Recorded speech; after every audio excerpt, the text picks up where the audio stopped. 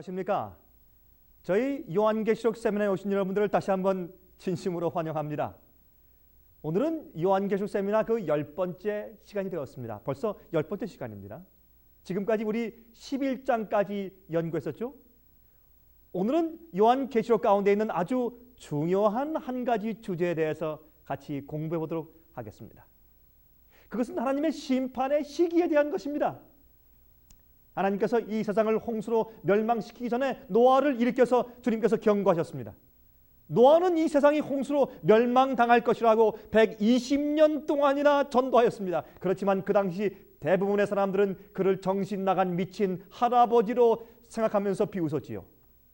그러나 실제적으로 노아의 메시지는 하나님께로부터 온 기별이었습니다. 그때 노아의 말을 믿고 방주에 들어간 사람들은 구원을 받았고, 노아의 말을 믿지 않고 거절한 자들은 다 홍수에 의해서 멸망당하고 말았습니다.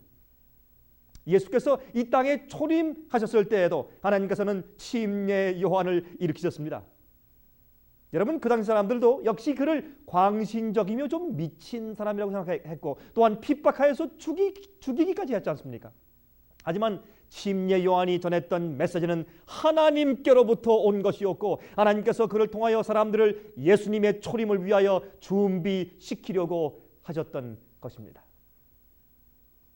자, 그렇다면 예수님께서 이 땅에 두 번째로 다시 오시기 전에 이 세상 역사에 있어서 가장 중요한 사건인 그리스도의 재림이 있기 이전에 하나님께서 특별한 기별을 세상에 보내시지 않겠습니까? 이 세상이 물로 멸망되기 전에 노아를 일으키셔서 기별을 세상에 보내셨고, 또한 그 똑같은 하나님께서 이 세상이 불로 멸망당하기 전에 특별한 메시지를 보내주시지 않는다면 얼마나 이상한 일이겠습니까?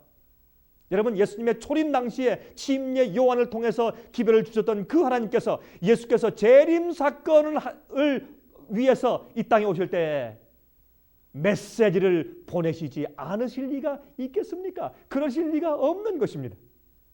하나님께서는 예수 재림 전에 세상 사람들을 경고하고 준비시키기 위한 기별을 보내주셨습니다. 여러분, 요한계시록은 마지막 시대에 하나님께로부터 온 메시지를 긴급하게 전달하는 일들이 있을 것에 대해서 예언하고 있는 것입니다. 요한계시록 14장 6절은 말씀하시기를, 또 보니 다른 천사가 공중에 날아가는데 땅에 거하는 자들 곧 여러 나라와 족속과 방언과 백성에게 전할 영원한 복음을 가져다라 그랬습니다. 여러분, 이 천사가 공중에 날아가면서 이 기별을 전한다는 뜻은 이 기별이 하늘에서부터 왔다는 말이며, 또한 빠르게 전파될 것을 뜻하는 것이며, 그가 전하는 메시지는 이 세상에 있는 모든 민족과 사람들에게 전파되어야 할 전 세계적인 메시지라는 사실을 말하고 있는 것입니다. 여러분, 이 세상의 어느 세력도 이 메시지를 막지 못할 것입니다. 어떤 종교적인 지도자나 정치적인 지도자나 또한 어떤 사람도 이 하나님의 역사를 막지 못할 것입니다. 이 메시지는 물을 건너고 바다를 건너서 산을 넘고 평화를 지나서 온 땅에 전파될 기별인 것입니다. 이 요한계시록 속에는 마지막 시대에 살고 있는 인간들에게 예수 그리스도의 재림을 위하여서 준비시키기 위한 긴급한 기별들이 그 속에 들어있다, 그 말입니다. 자, 그러면 도대체 하나님께서 말세에 살고 있는 인간들에게 주시는 긴급한 기별이 무엇입니까? 여러분, 천사 날아가면서 외친다고 해서 여러분 지금부터 하늘을 쳐다보지 마시기 바랍니다. 여러분들은 큰 날개들을 달고 날아가는 천사들을 아마 보지 못하실 것입니다. 여러분, 천사가 외친다고 하는 것은 상징입니다. 여러분, 계시록에서 여러 경우에는 천사는 하나님의 종들을 상징하고 있습니다. 이제 그 기별을, 이 특별한 기별을 천사가 날아가면서 모든 인류들에게 외친다는 말씀이 바로 여기에 이 기록된 말씀인 것입니다. 그런데 이렇게 천사가 외친다는 그 말씀 뒤에 요한계시록 14장 7절을 읽어보면 이렇게 말씀되어 있습니다. 그가 큰 음성으로 가로되 하나님을 두려워하며 그에게 영광을 돌리라. 이는 그의 심판하실 시간이 이르렀음이니 하늘과 땅과 바다의 물들의 근원을 만드신 이를 경배하라 하더라 라고 말씀하고 있는 것입니다. 하나님을 두려워하며 그에게 영광을 돌리라. 또한 그에게 영광을 돌리고 경배하는데 심판할 시간이 이르렀다고요. 자, 여기에 있는 이 말씀 가운데서 심판하실 시간이 이르렀음이니 하는 말씀이 중요하니까 여러분 주의를 집중시켜야 합니다. 우리의 주의를 인간들이 예수님께서 재림하시기 시전에 살고 있을 때 세상이 하나님께로부터 심판을 받는 시간에 대해서, 심판을 받는 시간에 들어갈 것에 대해서 지금 말씀하고 있는 것입니다. 우리가 주님의 재림을 고대하며 살고 있는 동안에 우리의 운명이 결정지어지는 심판의 시기가 되는 것입니다. 곧 종말의 시간이 이르러 올 것이라는 뜻이 거기에 들어가 있다 그 말입니다. 여러분, 사람들이 여전히 먹고 마시고 시집가고 장가가고 장사하고 사고 팔고 하면서 여전히 이 세상에 몇십 년 아니 몇백 년 동안 이러한 식으로 계속 살 것이라고 생각하면서 여유 있게 살고 있을 때 바로 그 시간에 그들의 운명을 결정짓는 하나님의 심판의 시간이 먼저 이르러 올 것에 대해서 성경은 경고하고 있는 것입니다.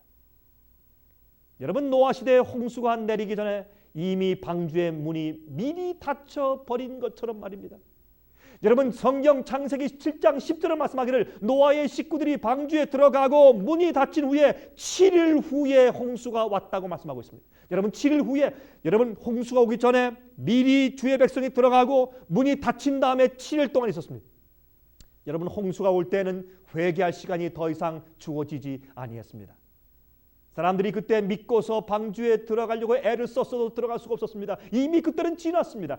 여러분, 하나님의 심판을 통하여서 그들의 운명이 이미 영원히 결정지어져 버렸기 때문에 이미 늦었습니다. 여러분, 바로 요한계시록 14장 7절에 나오는 하나님의 심판의 경고에 대한 말씀 이후에 요한계시록 14장 15절에는 이와 같은 말씀이 기록되어 있는 것을 볼 수 있습니다. 여러분, 이 말씀의 질서와 그 순서를 잘 지켜보시길 바랍니다. 요한계시록 14장 14절과 15절을 읽겠습니다. 또 내가 보니 흰 구름이 있고 구름 위에 사람의 아들 같은 이가 앉았는데, 물론 이분은 예수님이시죠. 그 머리에는 금면류관이 있고 그 손에는 이한 낫을 가졌더라. 또 다른 천사가 성전으로부터 나와 구름 위에 앉은 이를 향하여 큰 음성으로 가로되 내 낫을 휘둘러 거두라. 거둘 때가 이르러 땅의 곡식이 다 익었음이로다 하니 라고 성경에 말씀하여 두었습니다. 물론 여기에서 한국말 번역으로 존댓말을 붙여 써야 했습니다. 다시 말해서 한 천사가 예수께 보고하고 있는 장면을 우리가 지금 읽은 것입니다. 그는 하나님, 이 땅에 추수가 다 준비되었습니다. 곡식들이 다 익었으니 낫을 대어서 추수하실 때입니다 라고 말하는 것입니다. 알곡이 준비되었고 또한 쭉저기가 준비되었단 말입니다. 여러분, 하나님의 복음의 진리가 인간의 마음속에 뿌려져서 그 의의 열매를 맺은 것입니다. 성령의 열매인 사랑과 희락과 화평과 오래 참음과 절제 같은 하나님의 자녀가 된 증거인 성품의 열매가 다 맺어졌다 그 말입니다. 모든 뿌려진 그 씨들은 추수 때에 다 드러날 것입니다. 알곡인지 쭉적인지 모든 씨는 그 열매를 종류대로 반드시 내게 되어 있습니다. 의로운 자들은 의롭게 추수될 것입니다. 그러나 악인들은 악인대로 추수가 되는데, 마지막 시대에 하나님을 사랑하고 순종하며 섬기는 의인들의 품성들이 드러날 것이지만, 그러나 악인들도 악한 영에 사로잡힌 그러한 마음들과 불신과 죄들도 드러나게 된다 그 말입니다. 그 열매대로.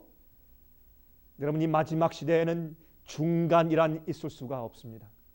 인간들은 예수 그리스도의 영으로 채워져서 있든지 아니면 마귀의 영으로 채워져 있든지 둘 중에 하나가 될 것입니다. 여러분, 중간은 없습니다. 우리가 하나님의 진리와 성령에게 마음을 돌리고, 여러분, 성령의 은혜와 주의 역사에서 마음을 돌려서 핑계하게 되면 우리는 마귀에게 우리 마음을 활짝 열어주게 되는 것입니다. 요한계시록 22장 12절은 그래서 말씀하시기를 보라, 내가 속히 오리니 내가 줄 상이 내게 있어 각 사람에게 그의 일한 대로 갚아줄 것이라고 말씀했습니다. 여러분은 이 심판이 왜 준비되어 있습니까? 여러분, 노아 홍수 때에 그러한 것처럼 이 마지막 시대에도 예수께서 오시기 직전에 그러한 심판의 시기가 있을 것을 성경 요한계시록 14장은 말씀하고 있다 그 말입니다. 만일 예수께서 오실 때 우리의 일한 대로 갚아주기 위하여 오신다면 오시기 전에 누구에게 어떠한 상급을 주실지에 대해서 결정하시고 심판하시는 일이 먼저 선제해야 하는 것이 아니겠습니까? 혹시 지금 하늘에서 인간들을 위한 심판 사업이 진행 중인 것은 아닐까요? 혹시 여러분과 저의 이름이 하늘에서 불려지고 있지 않을까요? 혹시 우리가 지금 하늘에서 진행 중에 있는 놀라운 하나님과 천사들의 심판의 사업을 모르고 무관심하게 지내고 있는 것이 아닐까요? 특히 마지막 시대에 관한 예언들은 다니엘서에 기록되어 있는데, 여러분, 이 다니엘서의 예언은 예수께서 언제 이 땅에 태어나실 것과 언제 십자가에 돌아가실 것과 또한 예수께서 재림하시기 전에 언제부터 말세가 시작될지에 대해서 이미 예언해 주었고 그대로 성취되었다고 말입니다. 하지만 예수께서 언제 재림하실 것인지에 대한 그 날짜와 시간은 우리에게 알려주시지 아니했습니다. 우리는 지금 예수께서 오시는 정확한 그 재림의 날짜를 알아내려고 공부하고 있는 것이 아닙니다. 하지만 예수께서 언제쯤 임하실 것이며 언제쯤부터 말세가 시작되는지에 대한 그 시기는 우리가 성경 예언을 통하여서 알 수가 있다 그 말입니다. 여러분, 사실상 성경은 사도행전 17장 31절에 있는 말씀처럼 이는 정하신 사람으로 하여금 천하를 공의로 심판하실 한 날을 작정하시고 라고 말씀하신 것처럼 주님께서 이미 작정해 두셨습니다. 그런데 요한계시록은 예수께서 오시기 전에 심판하시는 시간이 있다고 경고해 주고 있지만은 그 시간 자체에 대해서는 말해 주고 있지 않고 있는 것입니다. 그 이유는 구약에 있는 예언서인 다니엘서가 이미 그 심판의 때와 심판의 시기에 대해서 이미 말씀과 예언을 기록해 놓았기 때문에 그렇다 그 말입니다. 여러분, 계시록이 신약 성경의 예언서라면 다니엘서는 구약 성경의 예언서입니다.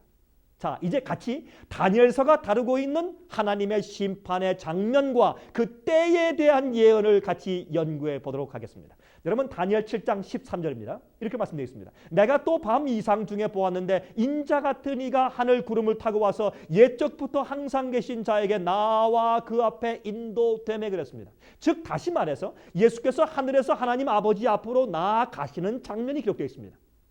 이것은 예수님께서 이 땅에 오시는 것이 아닙니다. 하나님 아버지와 아들 예수께서 지금 함께 모여서 어떤 일을 하기 위해서 만나시는 것입니다. 여러분, 무슨 목적으로 함께 같이 모이실까요?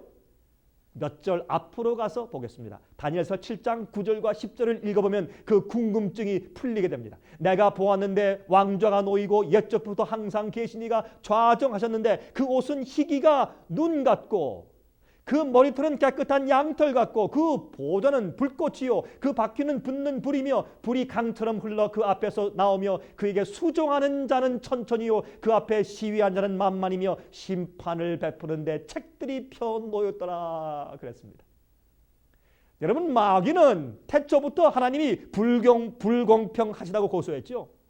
그래서 하늘에 우주적인 고소 사건이 생긴 것입니다. 또한 하나님께서 인류를 구원하시는 데 있어서 의를 제기해오고 있는 것입니다. 하나님 안 됩니다 하고 의를 제기하는 것입니다. 반역하는 것입니다. 그래서 하나님께서 모든 우주 앞과 천사들이 다 보는 앞에서 예수 그리스도의 피의 공로를 믿고 주님 앞으로 나아오는 모든 자들을 용서하시고 그 마음을 변화시키셔서 구원하시는 하나님의 구속사업이 얼마나 공정하고 의로운 일인가 하는 것을 나타내 보이시고 또한 변호하시고 계시다 그 말입니다. 이 일은 하늘 법정에서 이루어지고 있는 사건입니다.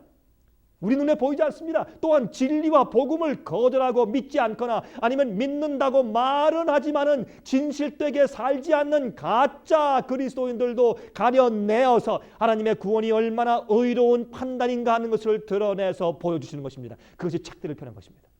그래서 다니엘 7장에 하나님 아버지와 또한 인류의 구원을 위하여 피 흘려 돌아가신 예수 그리스도께서 변호사가 되셔서 함께 모이셔서 기록책들을 펴놓고 심판하시는 장면을 이미 다니엘서에 예언해 두었습니다.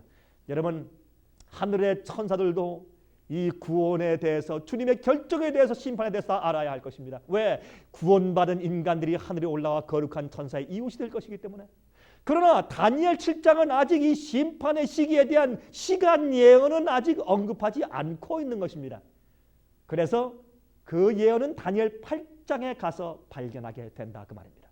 여러분, 이 흥미있고 중요한 문제를 이제부터 공부할 터인데 정신을 바짝 차리시고 잘 따라오시기 바랍니다. 혹시 지금 조시는 분이 계시지 않기를 제가 바랍니다. 여러분, 주의를 잘 집중해 보시기 바랍니다.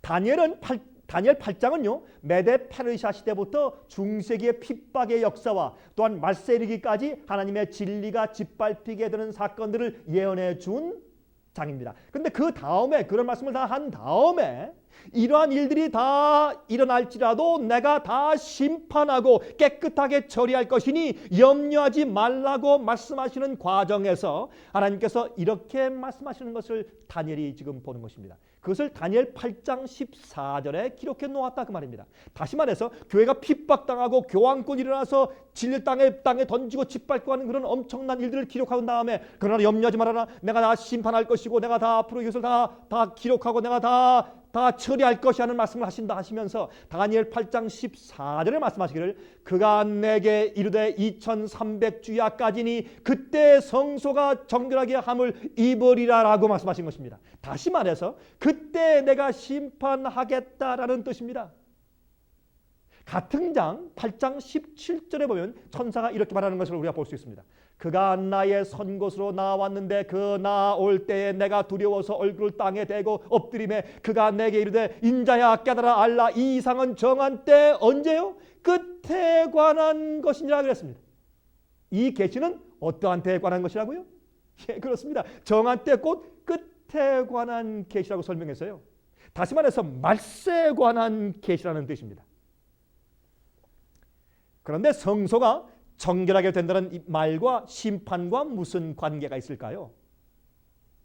지상에 있었던 성소에는 두 칸이 있었습니다. 첫째 칸에는 성소 뜰에서 죽은 희생 제물의 피를 가지고 제사장이 들어와서 휘장 앞에 7번 뿌리고 그 죄를 고백한 죄인을 위해서 중보하는 기도를 했죠. 그런 중보하는 일이 이루어진 것이 성소의 첫째 칸입니다.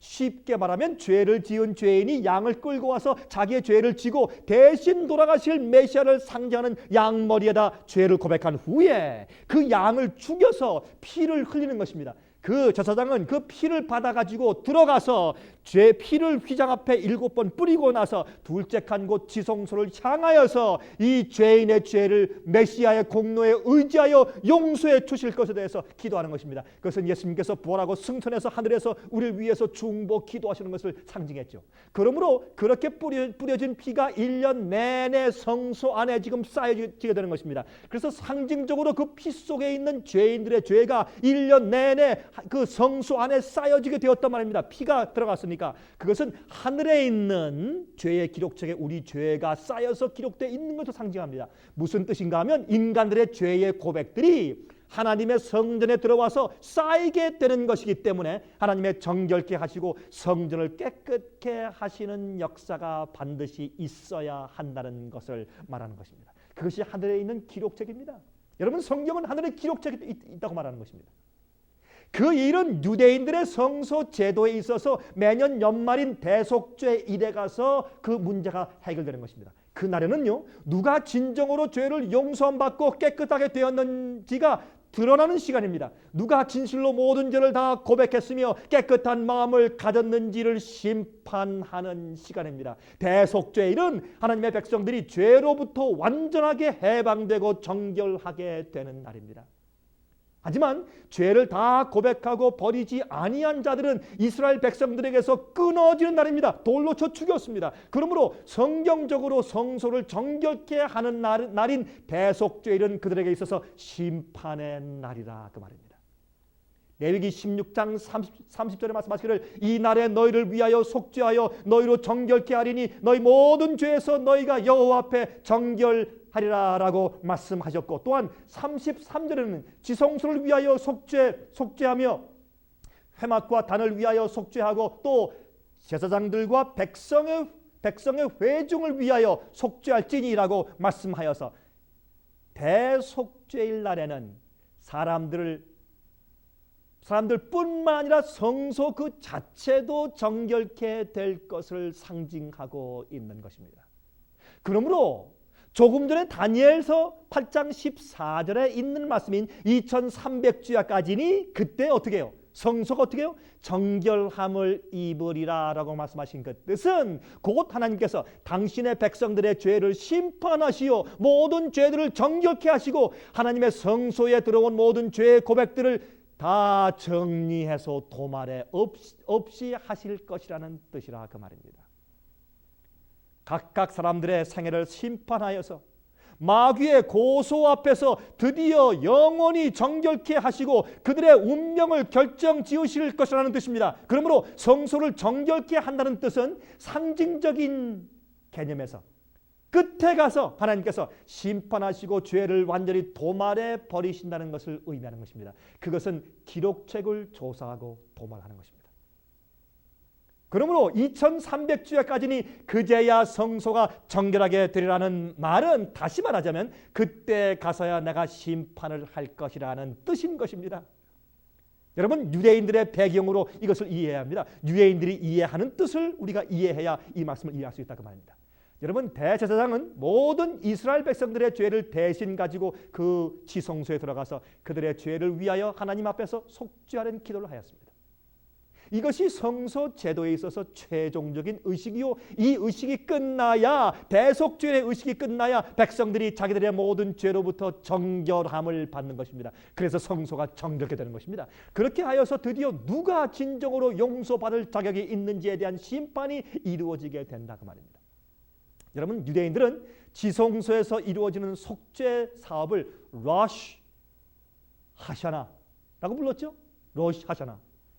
그 뜻은 곧 심판의 날이라는 뜻입니다.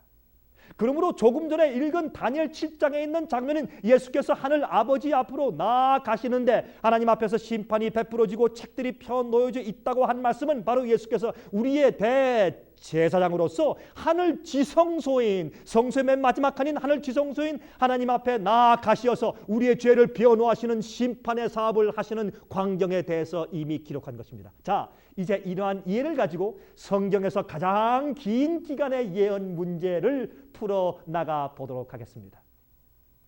여러분, 2300주야 곧 2301은요. 2300주야는 낮주자 밤낮자니까 2301이란 말입니다. 2301은 약 7년이 채 못 되는 기간으로서 이 기간을 실제적인 기간으로 풀면은 다니엘 시대로부터 이 말세 시대까지 오는데 어림도 없는 기간이 됩니다. 다시 말해서 2301을 실제 문자적인 기간으로 풀면요, 약 한 4년여밖에 안 됩니다. 그러면 그 기간은 말이죠, 다니엘 때부터 이 세상 마지막 끝날까지 미치는 기간이 도무지 될 수가 없단 말입니다. 그래서 우리는 이 2301을 상징적인 해석으로 풀어야 합니다. 성경 에스겔 4장 6절은 이렇게 기나긴 이런 기간적인, 이런 시간적인, 기간적인 예언들을 풀 때를 위해서 열쇠를 제공해 두었습니다. 이렇게 말씀했습니다. 그 수가 차거든 너는 우편으로 누워서 유다 족속의 죄악을 담당하라. 내가 내게 40일을 정하였나니 1일이 1년이라 그랬습니다. 여러분, 1일이 얼마라고요? 예, 그렇습니다. 1년, 하루가 1년입니다. 또한 민수기 14장 34절도 같은 말씀을 기록했어요. 그러므로 2300일은 무엇입니까? 2300일은 몇 년입니까? 하루가 1년이니까 기간적인 예언을 풀 때 상징적으로 2300일은 2300년간의 예언을 말하는 것입니다. 그렇죠? 2300년이 지나면 그때에 언제부터 이제 다니엘이 이제 설명해 주는 그 시간부터 시작해서 2300년이 지나면 그때 하나님께서 성소에서 인간들의 모든 운명들을 결정하여 일한 대로 갚아주기 위한 심판을 시작하실 것이라고 말합니다. 여러분, 그렇다면 이 2300년 동안의 긴 기간이 언제부터 시작되는 것입니까? 어떤 분들은 너무 어려워서 잘 이해할 수 없다고 말씀하시는 분들이 계실지 모르겠습니다. 너무 어렵습니다. 너무 빠릅니다. 여러분, 그러나 염려하지 마십시오. 이 계시를 받을 당시에 다니엘 선지자 자신도 처음에는 깨닫지 못하고 기절했어요. 여러분들은 아직 기절까지는 안 하셨죠? 그러니까 다니엘보다 낫습니다. 여러분, 다니엘은 기절했습니다. 여러분은 이 계시를 이해하게 되실 때 하나님의 예언의 확실성과 그 정확한 성취에 깜짝 놀라게 되실 것입니다. 자, 그러면 계속해서 말씀드리겠습니다. 그러면 2300년의 예언이 언제부터 시작되는 것일까요? 여러분, 다니엘 8장에서 이 계시에 대한 이해가 끝나지 않고 이제 지나갔으므로 그 다음 장인 9장에서 우리는 그 해석과 설명이 나올 것을 기대할 수가 있는 것입니다. 여러분, 8장에서 이제 그게 언제부터인지 설명을 안 했습니다. 왜? 다니엘이 이해를 못하고 기절했습니다. 그래서 9장에 넘어갑니다. 그래서 다니엘 9장 21절부터 23절 읽으면 이렇게 설명해 주고 있는 것입니다. 곧 내가 말하여 기도할 때에 이전 이상 중에 본 그 사람 가브리엘이 빨리 날아서 저녁 제사를 드릴 때 즈음에 내게 이르더니 내게 가르치며 내게 말하며 가로되 다니엘아 내가 이제 내게 지혜와 총명을 주려고 나왔나니 곧 내가 기도를 시작할 즈음에 명령이 내렸으므로 이제 내게 고하러 왔느니라. 너는 크게 은총을 입은 자라. 그런즉 너는 이 일을 생각하고 그 이상을 깨달을지니라 그랬습니다. 자, 여기서 보면 그 전 이상 중에 본 같은 천사 가브리엘이 다니엘에게 그 이상을 깨닫게 도와주려고 지혜를 주기 위해서 왔다고 했습니다. 여러분 왜 왔습니까? 다니엘이 8장에서 본 2300년에 대한 이상을 깨닫지 못하고 기절하였기 때문에 나중에 같은 가브리엘 천사가 그에게 그가 이해하지 못하였던 그 똑같은 계시를 다시 설명하여 깨닫게 해주시기 위해서 다시 파송되었다고 말입니다. 그러므로 2300년에 대한 기간 예언의 해석이 드디어 천사의 가르침으로 우리에게 알게 되는 것입니다. 여러분 24절을 보시면 이렇게 말씀되어 있어요. 내 백성과 거룩한 성을 위하여 71회로 기한을 정하였나니 허물이 마치며 죄가 끝나며 죄악이 영속되며 영원한 의가 드러나며 이상과 예언이 응하며 또 지극히 거룩한 자가 기름 부음을 받으리라. 자, 이렇게 긴 말씀했는데 여러분들 어떤 분들은 이해가 안 됩니다 하는 분이 계실 겁니다. 여러분 제가 이제 도표를 보여드리면서 설명드릴 것이에요. 조금 기다리시고 그 다음에 혹시 아직까지도 다 설명을 듣고도 이해가 안 되시는 분들은 여러분들은 참 특권이 있습니다. 이 비디오를 다시 보시면 되지 않겠습니까? 이해될 때까지. 그러나 다니엘은 참 어려움을 겪었을 것입니다. 자, 여기에서 내 백성, 다니엘에게 가브리엘 천사가 내 백성 곧 누구요? 다니엘의 백성들을 위해서 내가 한 기간을 띄워주었다 그랬습니다. 누굽니까 그들이? 유대인들을 말하죠. 다니엘 백성들은 유대인들이죠. 그러면 그들을 위해서 71회 뭡니까? 그걸 70주일이라는 뜻이 71회니까 70주일이라는 뜻이 주일 70 weeks. 그 기간을 정했다는 뜻은 무슨 뜻입니까? 여러분 정했다는 뜻은 히브리 말로 어디로부터 떼어내었다는 뜻입니다. cut off. 어디로부터 그럼 떼어내었을까요? 바로 2300년 기간에서부터 떼어내었다는 것입니다. 다시 말해서 이 70주일도 마찬가지로 70 곱하기 7 해서 490일이 되는데 그것은 예언 기간의 해석의 원칙에서 하루가 얼마입니까? 1년이죠. 그래서 490일은 곧 490년입니다. 그러므로 2300년의 예언 가운데서 유대인들을 그 다니엘의 백성들 유대인들을 위해서 490년간을 은혜 기간으로 떼어내어 주었다는 것을 말하는 것입니다. 하나님께서 이 2300년간의 예언은 다니엘의 어느 시점에서부터 시작해서 처음 490년 동안은 유대인들을 위한 은혜 기간이 될 것이고 그 이후에 1810년이 지나면 왜요? 2300년에서 490년을 빼면 1810년이 남죠. 그래서 490년을 처음을 2300조 예언 가운데서 먼저 유대인들을 위해서 은혜 기간으로 떼어 주었고 또 나머지 1810년이 또 다시 지나면 다시 말해서 490년의 기간을 지나고 그 나머지 1810년을 지나면 마지막 시대에 이르게 된다는 뜻입니다. 심판의 때에 이르게 된다는 뜻입니다. 하늘에서 심판이 시작된다는 뜻입니다. 이 예언에서 하나님께서는 처음으로 예수께서 어느 해에 정확하게 이 세상에서 메시아의 일을 시작하실 것이라는 기간을 알려주셨고 또한 유대인들이 결국에는 어느 해에 정확하게 예수를 십자가에 못 박아 죽일 것이며 또한 결국에는 어느 해에 그들이 버림받게 되고 복음이 이방인들에게 전파되기 시작할 것이라는 자세한 예언들이 이 2300년의 예언 기간 속에 다 들어있다 그 말입니다. 얼마나 흥미가 있습니까? 자, 그러면 이제 이 2300년의 예언은 언제부터 시작될까요? 그것은 이 예언의 첫 부분인 490년의 예언 기간의 시작점에서부터 같이 시작되는 것입니다. 그렇죠?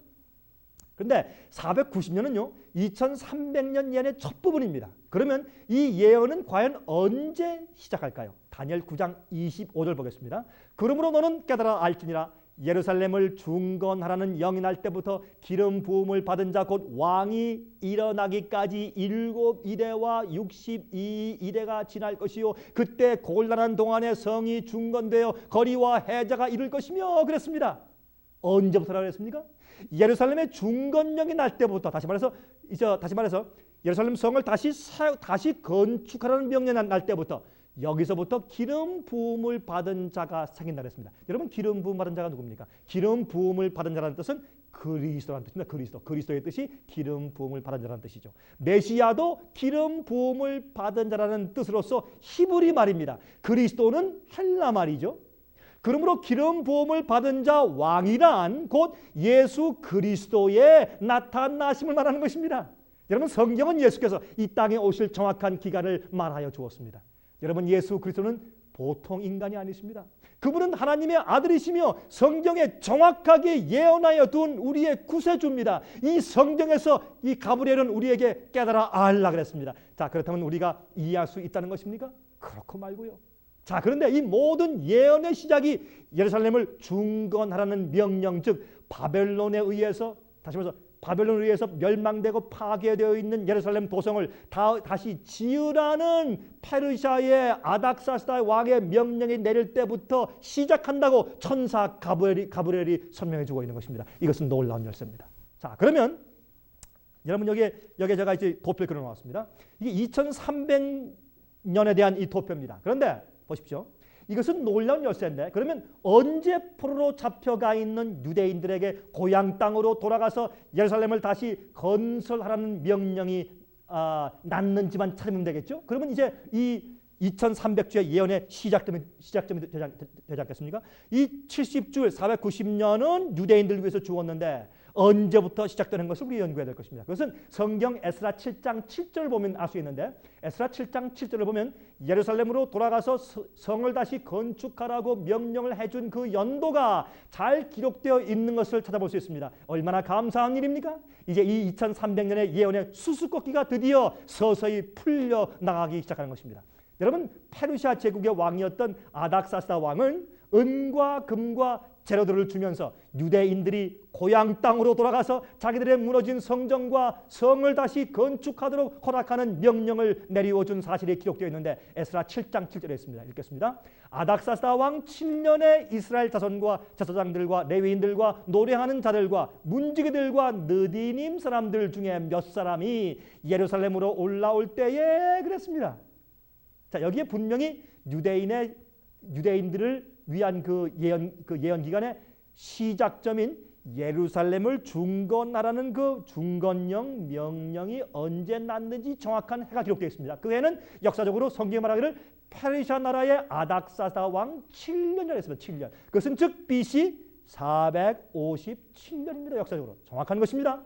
그런데 가브리엘 천사는 기름 부음을 받은 왕 곧 그리스도가 나타나기까지 62일에와 7일을 지날 것이라고 말했습니다. 다시 말해서 62일에와 7일에는 쉽게 말해서 62주일 더하기 7주일이란 말입니다. 다시 말해서 69주일이란 말이죠. 그것은 무슨 말이냐면, 여기에 이 490년 70주일 동안 490년 동안 77, 49니까 490년 동안 유대인들에게 은혜 기간을 반역하여서 포로로 잡혀간 유대인들을 용서하고 다시 돌아와서 회복되는 은혜 기간을 490년 동안 주었는데, 그 시작은 457년 BC에 주전 457년에 예루살렘 성을 다시 중건하라는 명령이 날 때부터 7주 49년이죠.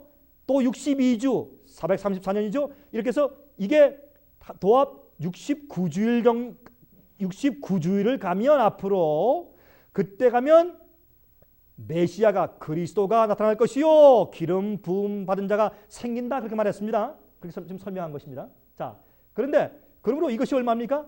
69주일은 483년이에요.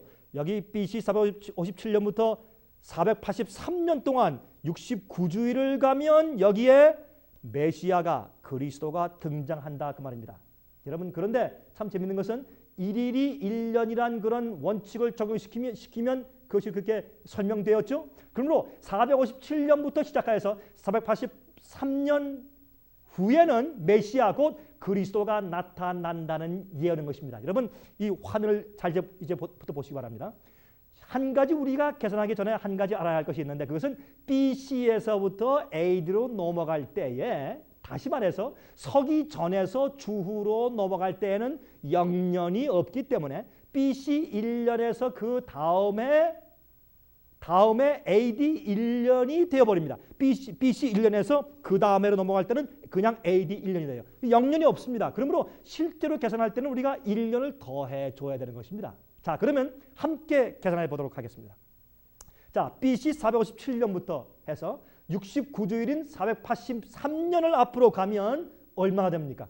AD 26년인데 거기다가 얼마를 더해야 됩니까? BC에서 AD로 넘어갈 때 1년을 더해줘야 되니까 AD 27년이 되는 것입니다. 근데 참 놀라운 것은 AD 27년도에 어떠한 일이 있었습니까? 여러분, 놀랍게도 그 해가 바로 예수께서 요단강에서 침례를 받으시고 메시아로서 기름 부음 받은 자로서 그리스도로서 공중봉사 전도 사업을 시작하신 바로 그 해가 되는 것입니다. 얼마나 놀라운 일입니까? 여러분, 사도행전 10장 38절에 말씀하시기를 하나님이 나사렛 예수에게 성령과 능력을 기름 붓다 하셨으며 예수께서 요단강에서 침례를 받고 올라오실 때 성령이 비둘기같이 임한 사실을 기록하고 있는 것입니다. 여러분, 또한 누가복음 3장 1절은 침례 요한이 회개 침례를 전파한 해가 디베리오 가이사 제15년이라고 말씀하고 있는데, 디베리오 가이사, 다시 말해서 이 로마의 황제 시자죠. 15년은 디베리오 가이사 15년은 바로 역사적으로 AD 27년이었던 것을 다시 우리가 확증할 수 있습니다. 그 해에 AD 27년도에 예수께서 다니엘서에 예언한 그 말씀 그대로 예루살렘 성을 중건하라는 명령이 날 때부터 483년 69주일 지난 다음에 AD 27년에 정확하게 침례를 받으시고 드디어 메시아로서 이 복음 사업을 시작하신 것을 우리가 볼 수 있는 것입니다. 이 예언을 공부하는 사람들은 누구나가 다 성경을 하나님의 영감의 말씀으로 받아들이게 되고 예수님을 하나님의 아들로 영접하게 됩니다. 왜냐하면 하나님의 지혜와 미래를 예언하시는 초자연적인 능력이 아니면 이렇게 정확하게 미래를 예언하여 줄 수가 없기 때문에 그렇습니다. 또 하나 아울러서 이 2300년의 예언은 예수께서 어느 해에 정확하게 십자가에 돌아가실 것인가를 예언하여 주고 있는데 다니엘 9장 26절 27절입니다. 62일 후에 기름 부음을 받은 자가 끊어져 없어질 것이며 그랬고 27절에 말씀하시기를 그가 장차 많은 사람으로 더불어 한 이레 동안의 언약을 굳게 정하겠고 그가 그 이레의 절반의 제사와 예물을 금지할 것이며 그랬습니다. 쉽게 설명하자면요, 예루살렘을 중건하라는 명령이 날 때부터 시작하여서 7주일과 62주일, 다시 말해서 69주일, 즉 483년이 지나서 그리스도가 일어날 것이요. 일어났죠? 그렇죠? 그 69주일, 483년이 지난 그 다음에 그 다음 한 이래 동안에, 다시 말해서 이제 도표를 보십시다. 여기에 2주일이 지난 다음에 7주일 49년이 지난 다음에 성전이 BC 408년도 BC에 다 중건되었어요. 그 다음에 62주일 434년을 더 지나면 도합 483년을 지나면 그때 AD 27년도에 예수님께서 이제 침례 받으시고 그리스도로서 기름 부음 받은 자로서 일어날 것을 예언했는데 정확하게 성취되었는데 그 다음에 자 69주일 지났으니까 70주일 예언 가운데 몇 주 남았습니까? 한 주일 남았죠? 한 주 남았는데 그 마지막 한 주 이 AD 27년부터 시작해서 마지막 한 주인 7년 요 때에 그 절반에 요 유대인들을 위한 은혜 70번째 주일 기간에 즉 490년 기간의 마지막 한 주일 그 기간에 즉 7년 동안에 누가요? 메시아가 끊어져 없어진다는 뜻입니다. 다시 말해서 죽게 된단 말입니다. 7주일과 62주를 합해서 483년이죠. 483년이 지난 다음에 그 나머지 한 주, 즉 7년 그 안에 예언적 기간인 그 마지막 7년의 절반에 곧 그 중간에 그리스도가 돌아가실 것이란 말입니다. 다니엘 9장 27절은 그리스도가 70주일 예언 곧 490년 예언 기간 동안의 마지막 한 일에 곧 7년 동안에 사람들과 더불어 언약을 굳게 정하겠고 그랬습니다. 여러분 마태복음 26장 27절 28절 보십시다.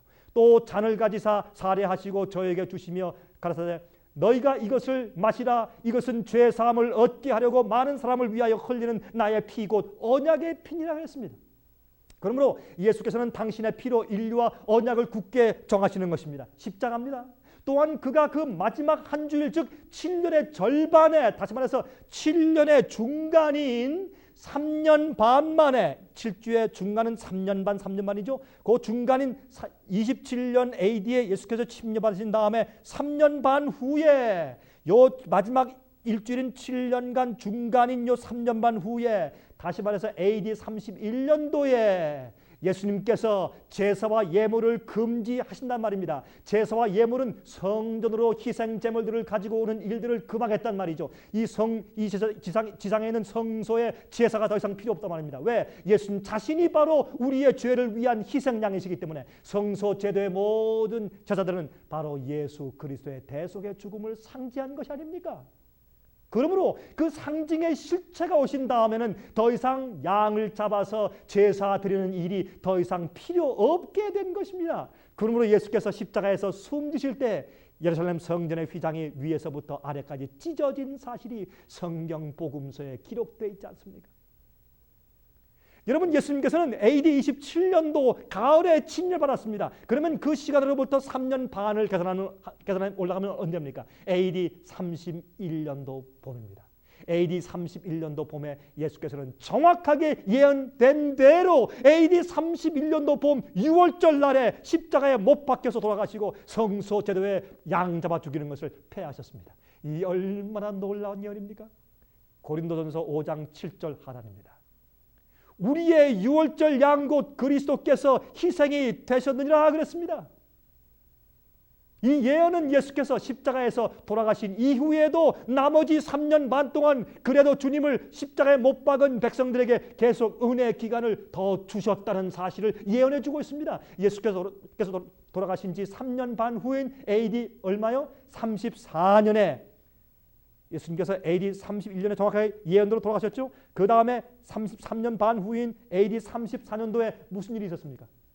유대인들은 그 지도자들과 백성들이 스데반을 돌로 쳐 죽였습니다. 그래서 공식적으로 그리스도 교회를 거절하고 핍박하며 내쫓았습니다. 그래서 교회는 흩어져서 나가서 이방의 복음을 전파하기 시작한 것입니다. 예수께서는 이미 마태복음 21장 43절에 말씀하기를 그러므로 너희에게 이르노니 하나님의 나라를 너희는 빼앗기고 그 나라의 열매를 맺는 백성이 받을 것이라고 그렇게 예언해 두었습니다. 또한 사도행전 13장 46절에 말씀하기를 바울과 바나바가 담대히 말하여 그러되 하나님의 말씀을 마땅히 먼저 너에게 전할 것이로되 너희가 버리고 영생 얻음에 합당치 않은 자로 자처하기로 우리가 이방인에게로 향하노라 그랬습니다. 여러분, 이 다니엘의 예언은 빈틈없이 정확하게 성취가 되었습니다. 예수께서 AD 27년도에 메시아의 일을 시작하실 것이라는 예언이 정확하게 성취되었습니다. 예수께서 바로 그 해에 침례 받으셨습니다. 또한 주님께서 AD 31년 봄에 요 마지막 주 중반인 요 봄에 31년 봄에 돌아가심으로 제사와 예물을 금지하실 것이라는 예언도 정확하게 성취되었습니다. 또한 유대인들이 예수님을 못 받고 진리를 거절하였으며 드디어 스데반을 AD 34년도에 돌로 쳐 죽이면서 그리스도 교회를 내쫓음으로 그들의 은혜의 기간이 AD 34년도에 끝나게 될 것이라는 기간적인 예언도 놀라웠게도 그대로 정확하게 성취되어 버렸습니다. 여러분, 이렇게 놀라운 예언, 이렇게 해서 2300년간의 기간적인 예언의 성취의 상반부는 예수님의 초림에 그 초점을 맞추어서 예언되었고 또 성취되었다 그런 말입니다. 여러분, 그렇다면 2300주야까지의 그때 성소가 정결함을 입으리라는 하나님의 심판의 시간에 대한 예언은 어떻게 이해되어야 되겠습니까? 그것은 2300년에 대한 이 예언 가운데서 유대인들을 위한 기간이었던 490년 70주일에 대한 예언을 빼고 나면 얼마나 남습니까? 이것은 BC 457년부터 해가지고 언제까지요? AD 34년까지죠. 근데 이 기간을 빼면 2300일, 다시 말해서 2300년에 대한 예언에서 요 490년을 빼면 1810년이 남습니다. 그래서 요 1810년을 계산해서 앞으로 가면 1844년이 되는 것입니다. 이 이유 때문에요. 1830년도 말기부터 미국과 유럽 그리고 남미에서도 예수께서 1844년도에 재림하실 것이라고 설교하는 일들이 열렬하게 일어나게 되었다 그 말입니다. 자, 여러분 잘 들어보십시오. 그들은 장로 교인들이었습니다. 감리 교인들이었습니다. 침례 교인들이었습니다. 성결교회 교인들이었습니다. 회중교회 교인들이었습니다. 이러한 모든 교회에서 심지어는 여러분 천주교 신부들까지 총망라한 여러 교파에서 신앙생활을 하고 있던 사람들입니다. 그들이 주님의 오심을 사모하였으며 진실되게 준비하려고 했을지라도 그 적용을 잘못함으로써 크게 실망하는 경험을 했죠. 그들은 이 2300주의 예언을 풀었습니다. 풀은 다음에 1844년도에 예수께서 오실 것이라고 인정했습니다. 이 사람들은 예수께서 오시는 날과 시간은 아무도 모른다고 했지만 그 당시 성경 학자들도 그들이 해석하는 이 다니엘 2300년에 대한 해석만큼은 너무나 정확하기 때문에 그들을 반박할 수가 없었습니다. 그 예언 자체는 반박할 수가 없었다고 말합니다. 그러나 그 재림을 기다리던 교인들은 그때가 하늘에서 이루어지고 있는 성소를 정결케 하는 하나님의 심판 사업을 가리키고 있는 것을 그들이 몰랐습니다. 세상에서 실제적으로 일어난 사건이 아니라는 사실을 그들이 몰랐습니다.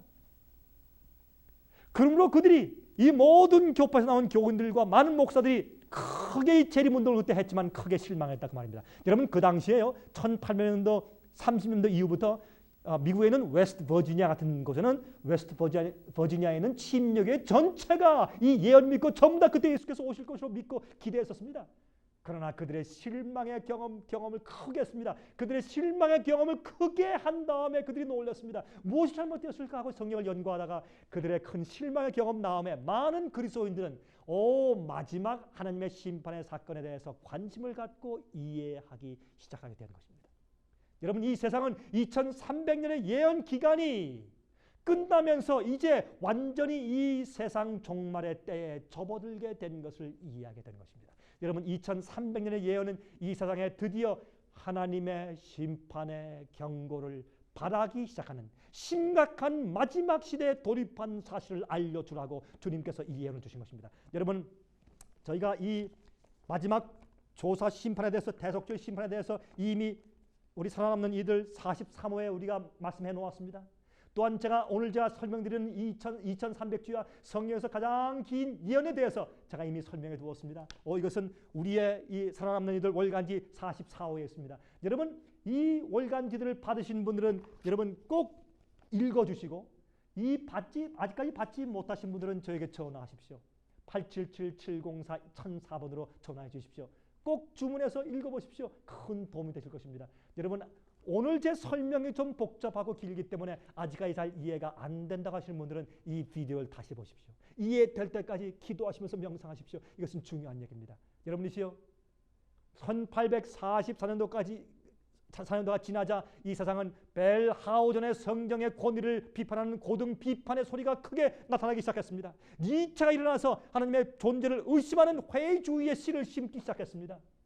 1859년도에는 드디어 다윈의 진화론이 소개되면서 하나님의 창조를 무시하고 부인하는 반역적인 운동들이 세상을 온통 뒤덮였습니다. 1865년도에 맨델의 유전법칙의 발표의 결과에 의해서 다윈의 진화론이 완전히 무너졌음에도 불구하고 하나님이 없었으면 하고 느끼는 인간들이 지금도 성경의 하나님을 부인하고 무신론적인 사상으로 이 지구를 가득 채우고 있지 않습니까? 이러한 때 하나님께서는 계시록 14장 7절을 통해서 하나님을 두려워하며 그에게 영광을 돌리라. 이는 그의 심판하실 시간이 이르렀으니 하늘과 땅과 바다와 물들의 근원을 만드신 이를 경배하라고 말씀하신 것입니다.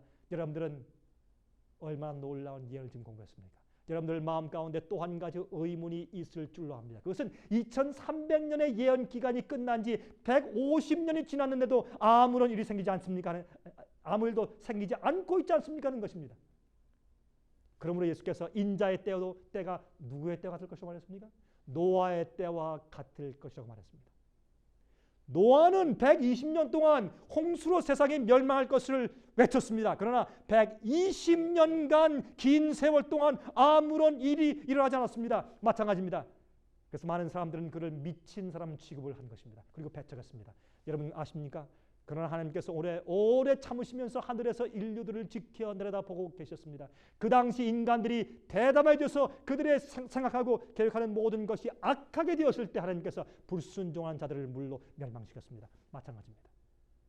지금 이 세상은 불로 멸망되기 위해 준비되어 있습니다. 여러분 준비되어 있습니까? 예수님 오십니다. 예수님 속히 오십니다. 여러분 심판이 하늘에서 진행 중에 있습니다. 예수님께서 이 세상을 내려다보고 있습니다. 이 세상의 사람들의 모든 하는 일들이 TV, 영화, 게임, 오락 모든 계획들이 얼마나 악한지 모릅니다. 옛날 노아와 홍수처럼 지금 세상이 악하게 되었습니다. 이럴 때 주님께서 세상을 물로 멸망시켰던 옛날 세상처럼 불로 이 땅을 멸망시키고 주님을 따라서 예언을 믿고 끝까지 신실하게 충성스럽게 주님을 순종하며 따라온 주의 백성들을 구원하시기 위해서 두 번째 이 땅에 재림하실 것입니다. 여러분 심판이 오고 있습니다. 여러분 준비되어 있습니까? 오늘 이 중요한 내용을 연구하시고 여러분과 여러분 가족 마음 가운데 심각한 기도가 있게 되길 바랍니다. 그리고 준비하시기 바랍니다. 말씀을 연구하십시오. 성령의 음성을 들으시기 바랍니다.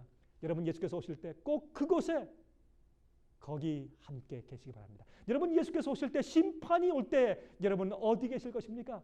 예수님의 은혜의 심판의 그 거룩한 자리에 구원받는 자리에 여러분들 있게 되시기를 간절히 바랍니다. 제가 다음 시간 다시 뵙겠습니다. 안녕히 계십시오.